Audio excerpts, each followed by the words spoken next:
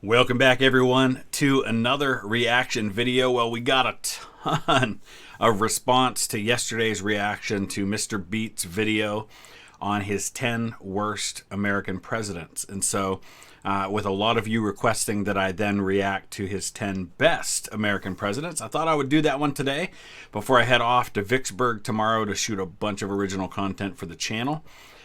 Before I do that, I want to address a couple things from yesterday. First and foremost, if you're new to the channel, or if you've been around for a while and didn't realize this, if there is a situation, which happens sometimes, where I say something that I later need to correct or adjust because, some people point out something to me, hey, you weren't really right about this, as happened with yesterday's video, I usually pin a comment about that. And so anytime you watch one of my videos, if you catch me saying something that you just know is absolutely wrong, check the pinned comments first before going on a tirade telling me how stupid I am.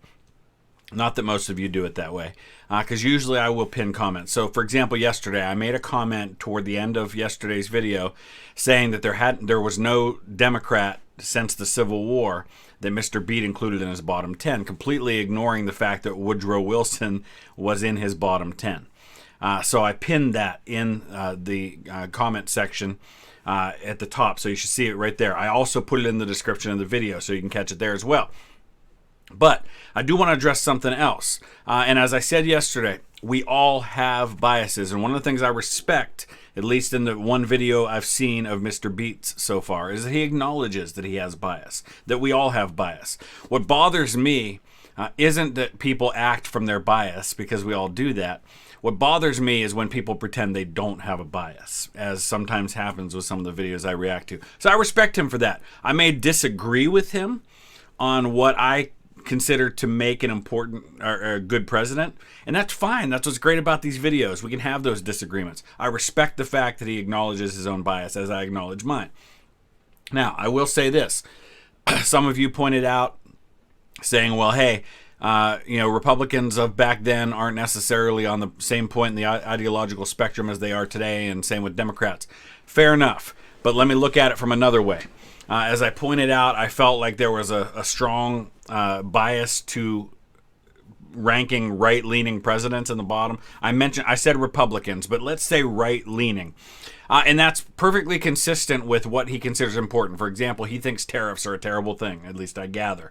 So any president that's going to lean heavily on tariffs, he's going to consider that to make them a bad president. That's fine.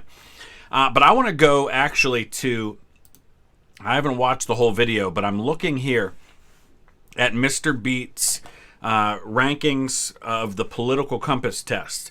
Now, I have my own disagreements with where he has put people on this, but for the sake of consistency, I want to take a look at the 10 people that he rated as the 10 worst presidents and where he personally puts them on the political compass, because you're going to notice something about that.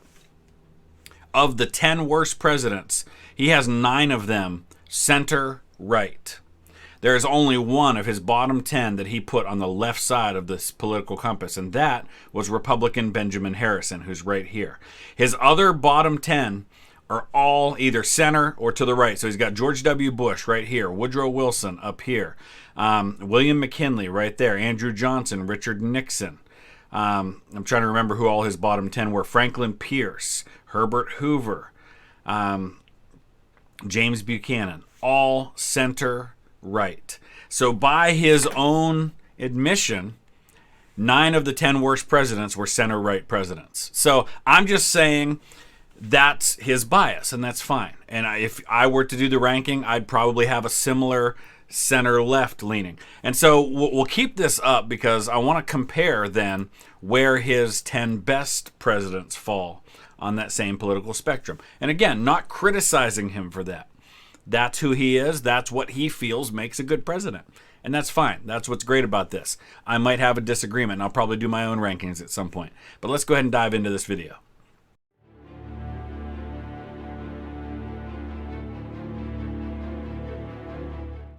I'm Mr. Beat, and President's Day is coming up. One of my favorite holidays. We have a big sale every year. The inventory has to go. Our best and newest models are coming in. 80 and many years ago. Score a deal with you. massive deal. Who's your founding father? Get a rear view camera. I see you, baby. What is happening right now?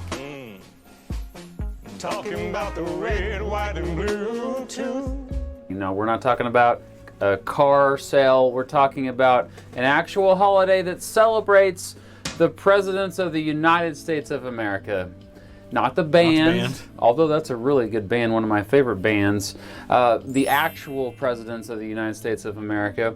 And you have wanted this video for a very long time. Here are my top 10 presidents of all time.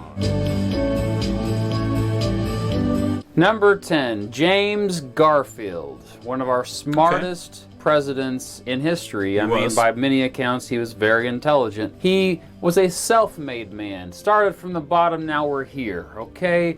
Lost his father when he was young, worked to pay for an education, eventually became a businessman and a professor, and then, of course, later a politician, a representative, also a successful military leader for the Union in the Civil War. And our only ordained minister who was president. Northeast Ohio guy, so I love me some James Garfield. I'll let him finish talking about him before I kind of offer my thoughts on this. As president, he appointed many African Americans to posts in his administration, which was unheard of at the time. Now, he didn't last long in office as president. You may already know that he was assassinated shortly after getting into office, but he would have been amazing, and so what he would have been is why I rank him high. He made a name for himself fighting cronyism, fighting the political machines in Washington, D.C., and just fighting corruption in general. So, about Garfield. I probably wouldn't have personally ranked him in the top 10 only because of how short his term in office was. So I'm not sure how much long-term impact he had, and that's just my own personal criteria. But yeah, he's in office for like 3 months when he's shot. He lives a couple months after that. Doctors killed him. But I agree, I believe personally, as Mr. Beat does, that he probably would have been one of our greatest presidents had he had a chance to fill his term. Definitely one of the most brilliant people who have ever held the office. Incredibly intelligent man.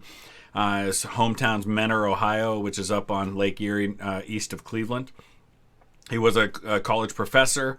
Could write with one hand and the other hand at the same time in 2 different languages. I think he could write Greek with one hand and Latin with the other at the same time, which is really weird to me, but just something about how his brain was wired. I think he was a good man as well as a intelligent man and a great man. He was a general during the Civil War. In fact, a couple of my ancestors served under him in a brigade in a battle in Kentucky. I think that's one of the great what-ifs of American history is what would have happened if Garfield would have finished his term. I won't disagree with that pick because I agree with his reasons for it. So, Number 9, James Madison. James Madison, the father of the Constitution, of course. Many of the best ideas of the Constitution that we take for granted came from him, and he pretty much wrote the Constitution, okay? The Bill of Rights, most importantly, came from James Madison. Oh, sorry, that's a quote from Hamilton. So just on that alone, that's why he's one of my favorites. Now, as president, he also was a great leader in terms of once that War of 1812 broke out, he did an amazing job leading the charge to defend against the British invading the homeland. Now, he was a bit foolish when he called for war against the British, but I digress. He was a key author of the Federalist Papers. Yes. And again, when he was my age, he was one of the leading voices at the Constitutional Convention. All right, so again, I don't know if I would have personally put James Madison in my top 10, but I have no great reason to disagree with that pick. Madison, definitely very influential. He's a 2-term president. That was a time in history when one of the springboards to the presidency was to be Secretary of State. Thomas Jefferson was Secretary of State. I think James Monroe was Secretary of State. Madison was Secretary of State. John Quincy Adams was Secretary of State. It was a common path to the presidency. And yeah, he's the father of the Constitution, wrote the Bill of Rights, he and Alexander Hamilton wrote the vast majority of the Federalist Papers, which to this day are still the most quoted document when giving opinions on Supreme Court cases by Supreme Court justices. So they still refer to that a lot. Hamilton wrote most of them. Madison wrote the second most. But again, don't have a problem with that. Number 8, John F. Kennedy. I have a lot of respect for his World War II service. I mean, he saved a man's life, for crying out loud. Fair, but we had like 6 or 7 presidents who had World War II service, so that alone I don't think should put one in as a great president, but makes him a good man for what he did. Leadership during the Cuban Missile Crisis was amazing. Good. I mean, let's ignore the Bay of Pigs fiasco. During the Cuban Missile Crisis, he did well. He had learned from past mistakes. He had found a way to ease relations with the Soviet Union at the height of the Cold War. He created the Peace Corps, the Equal Pay Act, which I don't think gets enough attention. And even though it was controversial, he moved civil rights legislation forward. He just gave really good, inspiring speeches. I mean, I still get fired up watching his moon speech at Rice Stadium. We shall go to the moon. I mean, I'm fired up. That's good. All right, so I will say I agree with some of the reasons he gives. Speeches were fantastic, but if we're going to talk about great speeches, Ronald Reagan's got to be up there for the same reason. My concern with that pick, a couple of things. Again, I don't think I'd have had Kennedy in my top 10. I think Kennedy was a good president. I don't think I'd have him in my top 10. But leadership was great during the Cuban Missile Crisis, but he says his leadership was great in the Cuban Missile Crisis. We'll just ignore the Bay of Pigs. So I don't know how you can tout one as making a person a great president and then talk about a leadership disaster and just say we're just going to toss that aside. So it seems a little inconsistent to me. So I don't think I would. I think that's probably the first one I would more strongly disagree with than the others. But yeah, the speeches were great. I long for the day when we have presidents who give challenges to our country like that one with the moon thing. I think that was fantastic, the moon speech. We choose to go to the moon and do the other things in this decade, not because they're easy, but because they're hard. So I love that, but I don't know. Number 7, Harry Truman. I used to think much less of Harry Truman when I was younger. I mean, I judged him based on his decision to drop the atomic bombs on Hiroshima and Nagasaki, and I didn't agree with that decision when I was younger, and I still struggle with that decision. And then there were other things that not to like about Harry Truman. The Truman Doctrine, which really was all about us beginning to police the world and get up in everybody's business. Some of his racist language that he used. But then I learned more about Harry Truman, and the more I learned about him, the more I realized he was just a great common sense leader. He was that, and I get the impression, it seems pretty clear from the 2 videos now, that Mr. Beat does not like interventionism. And that's fine. That's his personal view of the world, and so for him, that is a negative for a president, and that's his right to feel that way. I don't necessarily feel as strongly about that, but I get it. Who really considered all sides to issues, and he just tried to do what was best for the majority. He didn't always get it right, but he certainly did whatever he could to make sure that every voice was heard. Plus, he played piano, and he's from the Kansas City area, so there's that. Number 6. Okay. I like Harry Truman, and I keep saying I don't know if I'd put them in my top 10, but I guess I'd have to sit down and actually make my top 10 to really compare, but I like Harry Truman. I don't have a lot negative to say about Harry Truman. I'm not going to give him a hard time about that ranking. I'm fine with that. Theodore Roosevelt. Agree. Growing up, Theodore Roosevelt was my favorite president. I mean, he was this larger-than-life figure that just seemed to be able to do anything, that was somebody who fought for the common man, and, I kind of lived him up more than he actually was. I still respect Theodore Roosevelt tremendously. He went down the list just because of his foreign policy. The more I learned about his perception of the world, a bit too American-centered. He could have learned a lot more about other... Here's my issue with this, and again, it comes down to a matter of perspective and view of the world. If we're ranking American presidents, to me, my concern and my criteria are, was he a good leader for the country? Did he do things well for this country? I think it's interesting that he's anti-interventionism, but he's also kind of viewing presidents from how they impacted the entire world. He's seeing it as a negative that Theodore Roosevelt is kind of America-centered. But then he wants them to not to be more isolationist. So I don't know. It seems a little inconsistent to me. I do agree, though, with Roosevelt. Roosevelt would be one of my top 2 presidents of all time.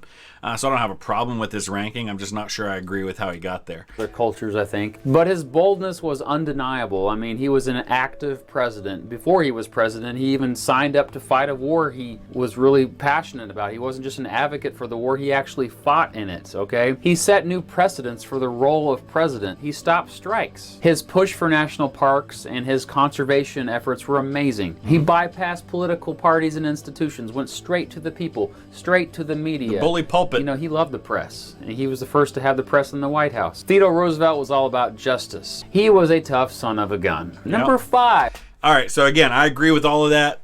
Theodore Roosevelt is not only, I think, one of the best presidents we've had, but also one of my favorite Americans of all time. He's just, to me, just a really cool dude, and his story is so incredibly fascinating.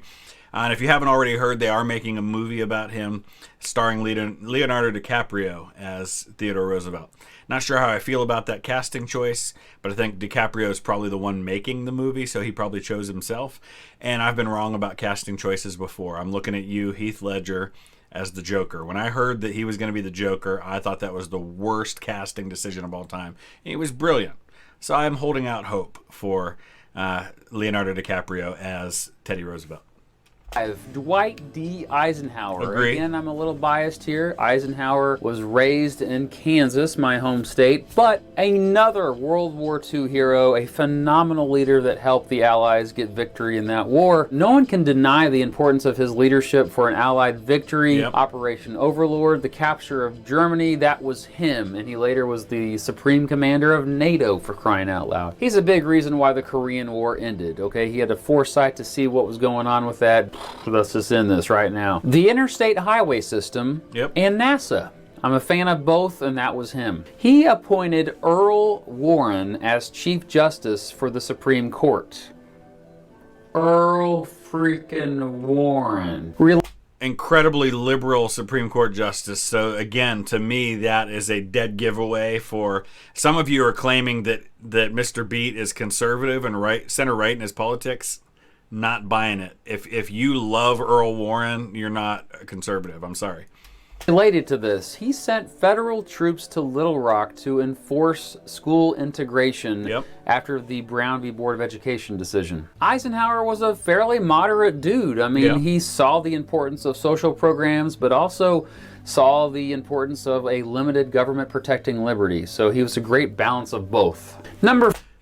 I would agree. So that's 2 that I would definitely have in my top 10 in Theodore Roosevelt and Dwight Eisenhower. Agree with both of those. This one will be interesting.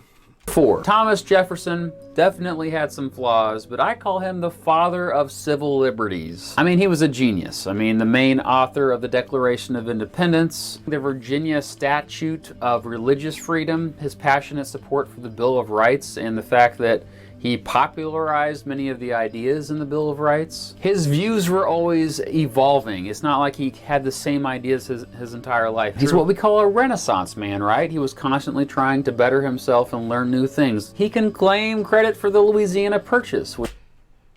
A president who was vehemently opposed to the power of the central government. Opposed to the idea that the central government had more power than the states, and then responsible for the largest expansion of land in our nation's history. Opposed to, he was a walking contradiction, opposed to having a standing army, but then responsible for the establishment of West Point, which is where we train officers for our standing army. So there's a lot of contradictions like that. Personally spoke out against slavery, but owned a lot of slaves. So interesting. Which was a bit controversial, but ultimately I think the right thing to do. He saw the good in common people. He promoted democratic ideals when most of the elite did not. So he saw the good in people. I've always liked TJ for that. Number 3. All right, so I personally do not like Thomas Jefferson. There's a lot of reasons why, and I'll get into those someday. There's a lot of shady stuff he did when he was Secretary of State during Washington's administration.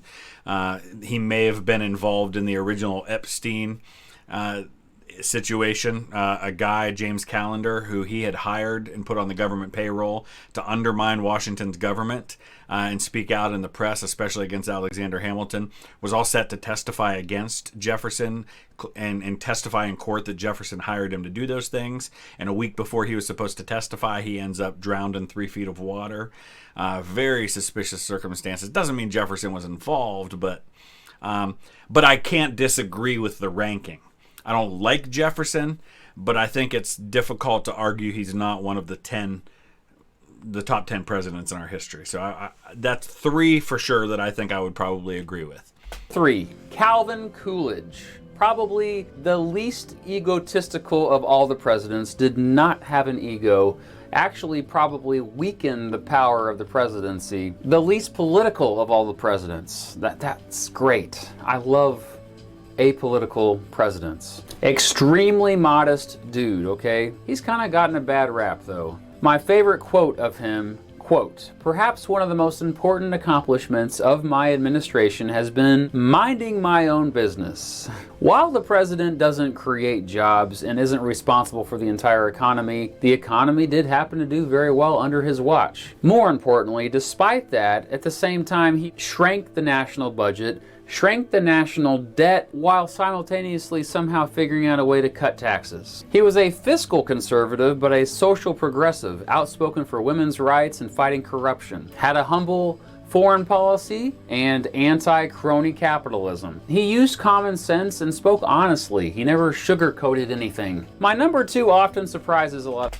All right, so Calvin Coolidge is another one. I like Calvin Coolidge. I don't know if I'd have put him in my top 10 personally, but I don't have any great reason to disagree with that. I certainly don't think I'd have put him that high. But I don't have a huge problem with that ranking. A lot of people, but it is Grover Cleveland. And this may be a surprise even to people who've watched this channel for a long time. Bit. Grover Cleveland started out as a teacher. He was a classic liberal who believed in limited government, which explains the majority of his vetoes. He had more vetoes than any other president other than FDR. He had a humble foreign policy. He was anti-interventionist. I think you know what I value here with my political beliefs, but he was a big proponent of free trade. He was anti-crony capitalist probably more than any other president. He fought the government corporate monopoly of the railroads. Before he became president, he made a career out of fighting corruption and fighting the political machines of the day. And Grover was a man of integrity, a strong moral compass. I don't have a problem with a lot of what he said there. And based on what he values in a president, anti-interventionalism, free trade, things like that, based on his personal views, I get the ranking of Grover Cleveland, because Grover Cleveland does fit perfectly into the mold of what he believes makes a good president. So I understand that. Strong moral compass and a man of values, not sure I'd go there with Grover Cleveland. I'll explain why in a few minutes. He put aside his own selfish desires, always for the greater good. You know, what more could you ask for a public servant of our country? All right, let's take a look at this for a second. Grover Cleveland's sex scandal, the most despicable in American political history. Forget Arnold Schwarzenegger or John Edwards. One of the greatest political sex scandals happened to Grover Cleveland. The sordid details of rape, an unwanted child, and the cover-up. I'll let you read that one for yourself. It's on the Daily Beast if you want to read it. There's a lot of places to read about that. But supposedly there was a sexual assault involved. Obviously it's one of those things that can kind of go either way. You can choose to believe it or not believe it. He ends up marrying a woman that he knew as a little girl, who becomes his wife. There's a lot of other things. I'm not going to get into all of it today, but just suffice it to say, if you start digging into Grover Cleveland's life, and his first name was Stephen. It was Stephen Grover Cleveland. We have a lot of presidents who went by their middle name. Thomas Woodrow Wilson was another one. But I don't think I would rank Grover Cleveland in my pantheon of great moral leaders that we've had in American history. That's all I'm saying. And my favorite president of all time, is George Washington, which many of you already knew. George Washington, the first president, set all precedents, set the bar very high for all future presidents. Before he was president, though, I mean, he was a military hero. The French and Indian War, the Revolutionary War. More than anyone, he probably single-handedly is the person most responsible for the United States becoming a country. Against great odds, against the most powerful military in the world at the time. George Washington was confident but humble. He never wanted to be president. You know, he was kind of forced into that position. I mean, that's always been inspiring to me, that the fact that he limited his own power, he unwillingly took that position. When everybody wanted him to be king, he said no. The humility of George Washington has always inspired me. I mean, he limited his own power, and the great example of that is limiting himself to 2 terms and set that precedent for future presidents until FDR. He was president of the Constitutional Convention when the Constitution was made. He was against political parties. He warned against them. He warned against foreign entanglements and permanent alliances. The proclamation of neutrality. I mean, that's what I'm all about. His leadership ending the Whiskey Rebellion. I mean, he was out there personally leading the troops on a horse, for crying out loud. And George Washington, just an amazing leader, respected by all, unified all Americans. I can't imagine another president having as much impact as George Washington. And that will do it, ladies and gentlemen. Those are my top 10 presidents of all time. So yeah, agree. George Washington definitely be in my top 10 too, for all the reasons he mentioned. You know, he set so much of the precedent of what became the presidency, and a lot of that was in his own self-restraint. And I agree 100%. Set kind of a standard of neutrality, not getting involved in European wars that last pretty much into the 20th century. You know, limited his presidential power in a lot of ways when people would have given him pretty much any power he would have taken, and he could have taken it. So for all those reasons, I agree. So Washington would be in my top 10 too. So would Theodore Roosevelt, as would Dwight Eisenhower. Conspicuously missing 2 that I think almost always get ranked in the top 5 for almost everyone, which would be Abraham Lincoln and Franklin Roosevelt. So that's interesting. He chose not to do that, and I give him credit for kind of thinking outside the box and not putting the ones that everybody would have put. So those are some of my disagreements and agreements with his list. I think I probably have much more issues with his bottom 10 than I do with his top 10. But as promised, let's just take a quick look at where he personally would view his top 10 ideologically speaking. So let's kind of think back. He's got Grover Cleveland, who he ranks as a right-leaning president, as is Calvin Coolidge. So there's 2 right-leaning ones there, pretty heavily on the right side, actually. George Washington he's got as a centrist. Who else did he have? James Madison, who he's also got on the right. Who else did we have? Theodore Roosevelt he's got on the center. So far, a lot of center-right on his top 10 list, which is interesting because he also is almost all center right on his bottom 10 list. JFK very much to the left. Dwight Eisenhower, where do we have him on this list? Right there also. So the more modern presidents that he ranked tend to be on the left side. He doesn't have any more recent ones that were from the right side. So yeah, pretty much, you know, I would say it seems like a much more, and that's probably why I agreed with much more of the list, a much more balanced list as far as that goes. Thomas Jefferson, he's got just to the right of center. So seems a pretty balanced list compared to his very heavily center right bottom 10 list. So you guys let me know your thoughts about all of that. Where would you rank those folks? Who would you put differently in your list? And I will, like I said, probably do my own presidential ranking at some point, probably do another tier list, maybe do a top 10 and bottom 10 at some point as well. If you have a specific request of something you'd like to see, let me know. I'm getting ready to go pack for my trip to Vicksburg tomorrow. I will be doing some reaction videos from my hotel room in Vicksburg, so I'll be watching for those. Thanks for watching.